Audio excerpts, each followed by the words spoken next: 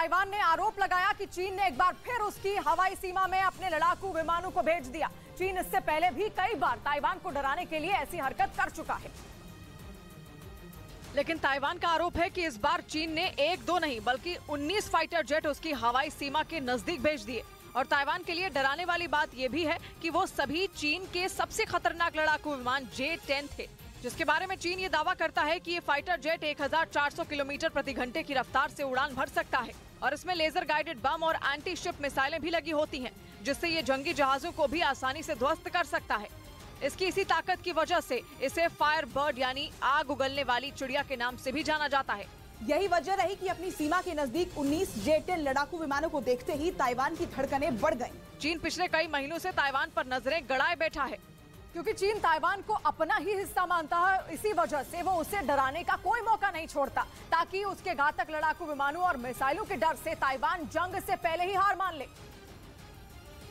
और वो उस पर आसानी से कब्जा कर ले।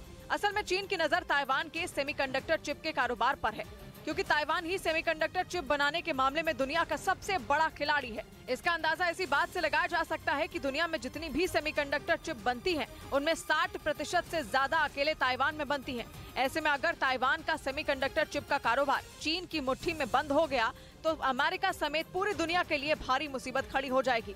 सेमीकंडक्टर चिप का इस्तेमाल कंप्यूटर से लेकर घड़ी और कार से लेकर लैपटॉप तक सब कुछ बनाने में होता है और पूरी दुनिया में इस चिप का सबसे बड़ा ग्राहक अमेरिका ही है। इसी वजह से अमेरिका शुरू से ताइवान का समर्थन करता रहा है और तो और वो कई बार ये धमकी दे चुका है कि अगर चीन ने ताइवान पर हमला किया तो वो भी इस जंग में कूद जाएगा। मतलब चीन हमला तो ताइवान पर करेगा, लेकिन उसे युद्ध अमेरिका से लड़ना होगा।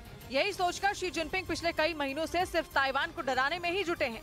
हालांकि इसके जवाब में ताइवान भी कई बार अपने लड़ाकू विमानों और जंगी जहाजों का दम दिखा चुका है।